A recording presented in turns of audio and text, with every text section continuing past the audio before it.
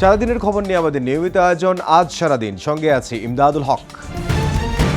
পাল্টাপাল্টি হামলায় অগ্নিগর্ভে পরিণত ইরান ও ইসরায়েল। দিন যত পেরোচ্ছে ততই ভয়াবহ হয়ে উঠছে ইরান ইসরায়েল সংঘাত। স্থানীয় সময় মঙ্গলবার ইসরায়েলের গোয়েন্দা ভবন লক্ষ্য করে হামলার দাবি করে ইরানের ইসলামিক রেভলিউশনারি গার্ড কর্পস বা IRGC। এতে ক্ষতিগ্রস্ত হয় বহু স্থাপনা। তেহরানের আকাশসীমা নিয়ন্ত্রণে নেয়ার মার্কিন প্রেসিডেন্টের দাবির পর এবার IRGC পাল্টা দাবি করে ইসরায়েলের আকাশ সম্পূর্ণভাবে তাদের নিয়ন্ত্রণে রয়েছে। তারা আরও জানায়, ইসরায়েলের যেসব বিমান ঘাঁটি থেকে ইরানি ভূখণ্ডে হামলা চালানো হয়েছিল সেগুলোকেই নিশানা করে ক্ষেপণাস্ত্র ও ড্রোন হামলা চালানো হয়েছে। সংবাদ মাধ্যমের তথ্য মতে গেল একদিনে ইসরায়েলের 9 বারের মতো মিসাইল হামলা চালিয়েছে ইরান। যদিও ক্ষেপণাস্ত্রের সংখ্যা কমছে বলে জানায় ইসরায়েল। জবাবে ইরানে বেশ কয়েকটি ক্ষেপণাস্ত্র ঘাঁটিতে হামলার দাবি করেছে ইসরায়েলি সেনাবাহিনী। বিমান হামলা চালানো হয় একাধিক সামরিক স্থাপনায়। তেহরানের রকেট লঞ্চারগুলোতেও হামলার কথা জানায় ইসরায়েল। মার্কিন প্রেসিডেন্ট ডোনাল্ড ট্রাম্প বলেছেন, ইরানের পারমাণবিক স্থাপনাগুলোতে ইসরায়েলের সঙ্গে যৌথ হামলা চালানোর কথা ভাবছেন তিনি।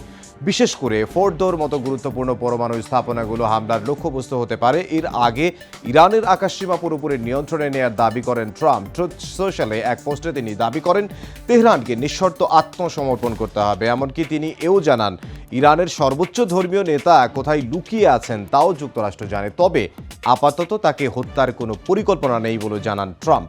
ট্রাম্পের হুমকির পর পাল্টা হুঁশিয়ারি, এবার সরাসরি যুদ্ধের ঘোষণা দিয়েছেন ইরানের সর্বোচ্চ ধর্মীয় নেতা Ayatollah Ali Khamenei.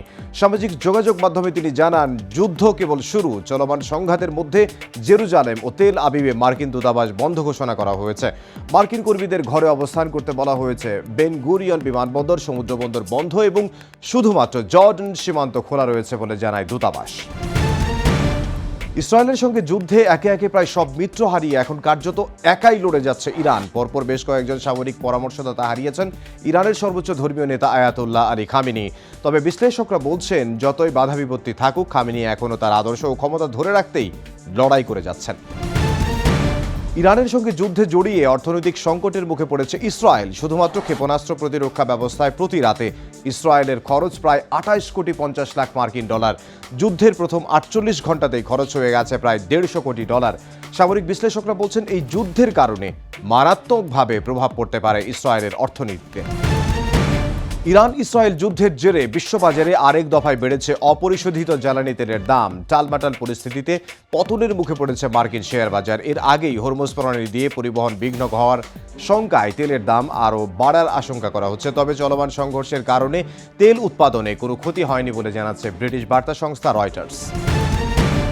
Iran Israel যুদ্ধের প্রেক্ষাপটে দেশের জ্বালানি নিরাপত্তা নিয়ে উদ্বেগ জানিয়েছে তৈরি পোশাক মালিকদের সংগঠন BJMEA।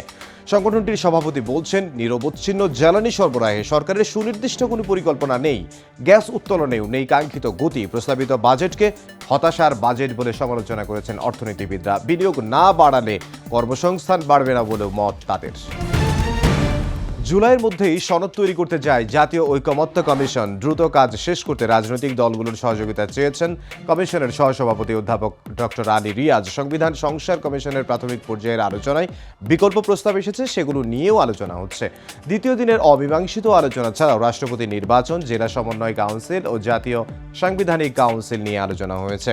ধারাবাহিক আলোচনায় বিএনপি, জামায়াত ও এনসিপি সহ 29টি দল অংশ নিয়েছে। বিএনপির স্থায়ী কমিটির সদস্য সালাউদ্দিন আহমদ, জামায়াতের নায়েবে আমির সৈয়দ আবদুল্লাহ মোহাম্মদ তাহের ও এনসিপির আহ্বায়ক নাহিদ ইসলাম বৈঠকে অংশ নিয়েছেন।